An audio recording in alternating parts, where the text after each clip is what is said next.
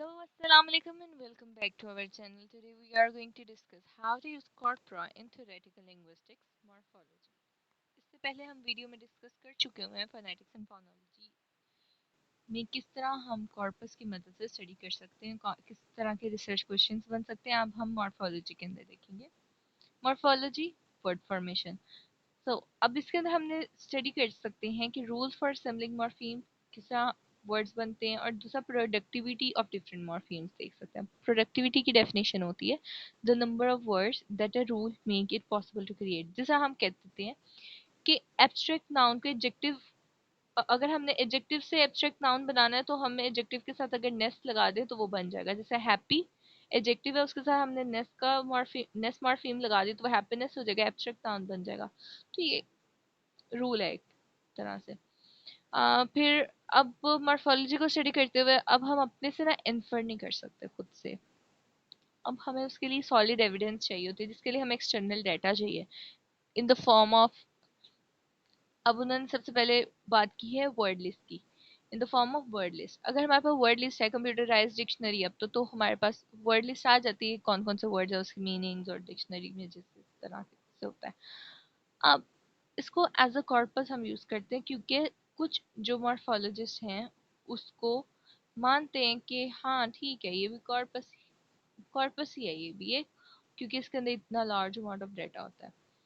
अब इसको स्टडी करने के लिए हमें डिफरेंट एम्पिरिकल मेथड को यूज़ करना पड़ता है, लेकिन ऑब्वियसली स्ट्रिक्टर सेंस में, यानी कि एक स्ट्रिक्ट सेंस के अंदर ये नहीं है कॉर्पस, लेकिन कुछ समझ लेते हैं। तो ये डिपेंड करता है कि आपका रिसर्च क्वेश्चन कैसा है, तो आपको वर्ड लिस्ट हेल्प आउट कर सकती है। अब यूसेज क्या है वर्ड लिस्ट का, इसके अंदर हम देखते हैं कि लिस्टेड जो हैं 2006 में उन्होंने स्टडी की थी। उन्होंने लिस्ट ऑफ नाउन लिए, कहाँ से लिए? रॉबर्ट जूनियर लिस्ट्रे डिक्शनरी से। अब उन्होंने फिर देखा कि सर्टेन लिंग्विस्टिक रेगुलरिटीज जो हैं वो प्रिडिक्ट उससे कर सकते हैं कि हाँ ये ग्रामेटिकल जेंडर इस नाउन को दिया जाता है फ्रेंच के अंदर। इंग्लिश के अंदर ना ऐसा नहीं होता, जैसा उर्दू में या फिर हिंदी में भी होता है। जैसा कि अब कुर्सी है, ये मेरी कुर्सी है, ठीक है। अब मेरी उसको बना दिया ना हमने, उसको फेमिनिन जेंडर की तरफ को ले गए हैं, तो हमने ग्रामेटिकल उसको जेंडर जेंडर उसको अलॉट किया है। इसी तरह से फ्रेंच के अंदर भी हमें देखने को मिलते हैं नाउन्स के अंदर। इसको टेस्ट करने के लिए ना 3 लेवल्स हैं। सबसे पहले हमने वर्ड्स के फाइनल साउंड को देखना है, फिर हमने लास्ट लेटर को देखना है। अब जैसे हम देखें ओ एन ई है, एक मॉर्फीम है ट्रम्बोन के अंदर।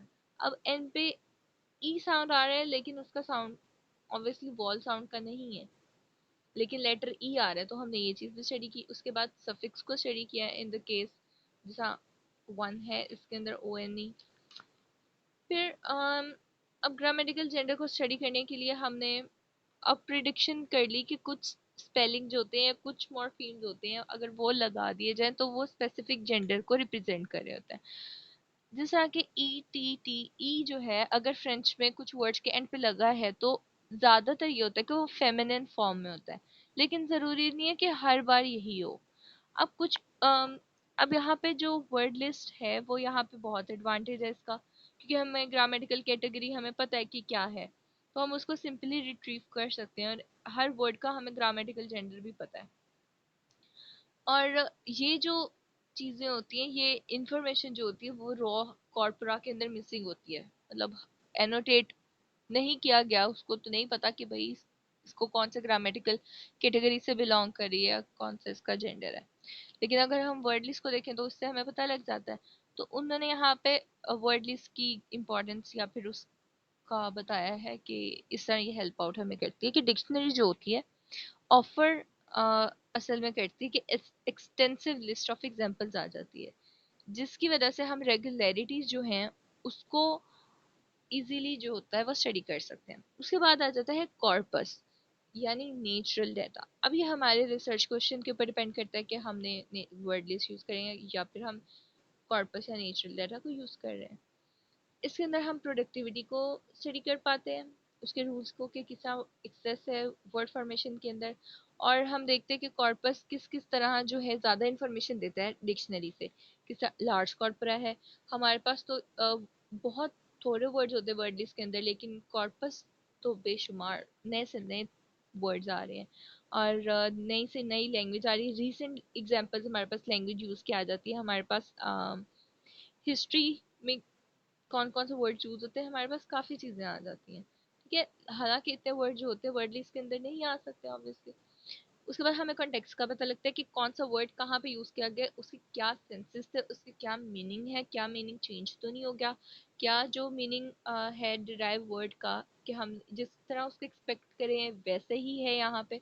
तो कॉर्पस बेस्ड रिसर्च जो होती है वो हमें हेल्प आउट करती है सर्टेन डेरिवेशन जो होती है कि मतलब हम उसको खुद से एज्यूम भी नहीं कर सकते। और हम जैसे सबसे पहले जहाँ पर आ जाती है डेरिवेशन, एबल है ABLE जो है उसकी एग्जांपल अगर हम ले लें तो हेटाउट एट ऑल 2003 में उनकी ये स्टडी है। उन्होंने क्या कहा था कि अब एबल जो है इसका सिर्फ एक ही मीनिंग नहीं है कि मतलब हमने हर के साथ एबल लगा दिया तो उसका सेम मीनिंग नहीं, डाइवर्स मीनिंग्स होते हैं। उससे भी ज्यादा डाइवर्स जो कि हमने वर्ड लिस्ट के अंदर एक्सपेक्ट ही नहीं किया होता कि ऐसे भी हो सकते हैं। अब यहाँ पे क्या किया कि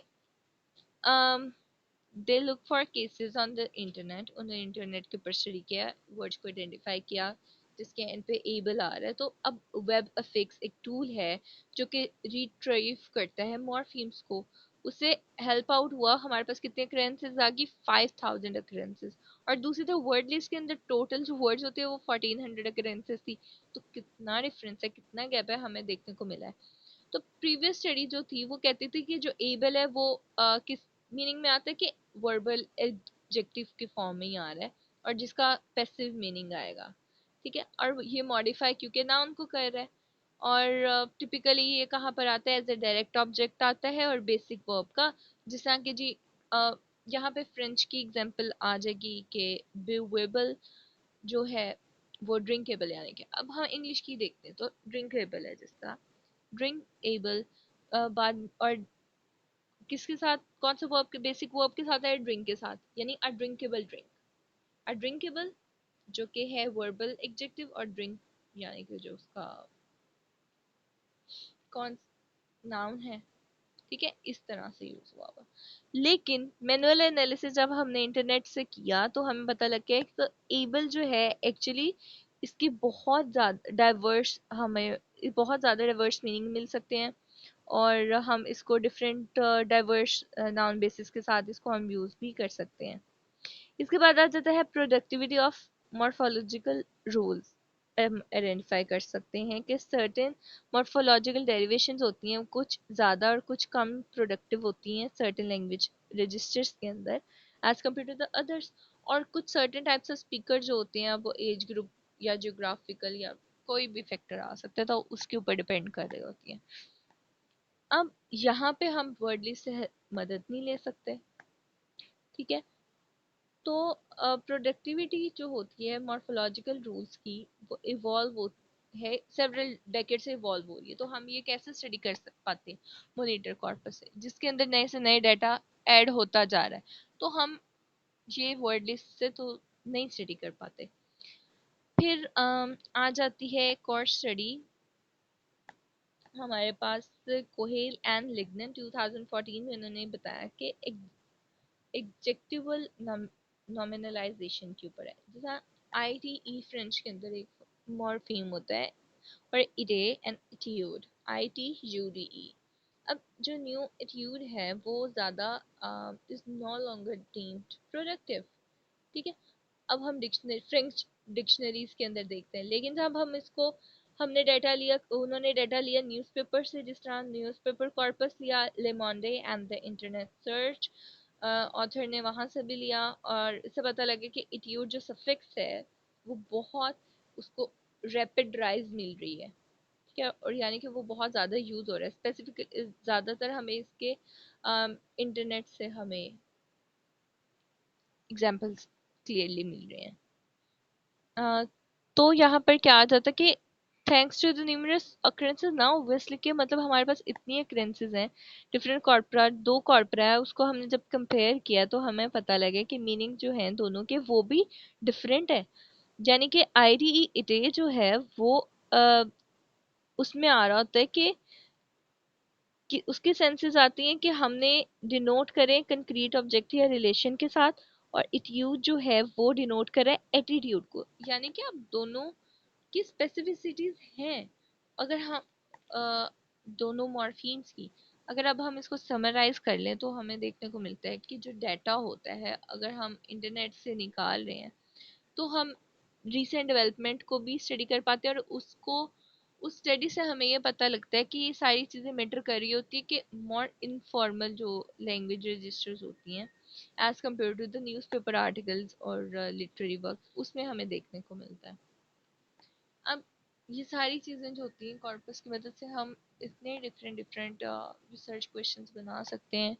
हर मॉर्फीम के लिए सेपरेट रिसर्च क्वेश्चन बन सकता है, और हमने अभी देखा है कि हमने इसको वर्ड लिस्ट की मदद से देखा, फिर हमने इसको कॉर्पस के लिहाज से देखा है। वर्ड लिस्ट के अंदर हमने देखा है रेगुलरिटीज को, हमने कॉर्पस के अंदर प्रोडक्टिविटी को देखा है, डेरिवेशन एबल की एग्जांपल ली है हमने, और हमने इटे एंड इट्यूड जो मॉर्फीम है उनकी एग्जांपल्स लिए हैं। तो this is all about morphology. If you like the video, please like, comment and share it.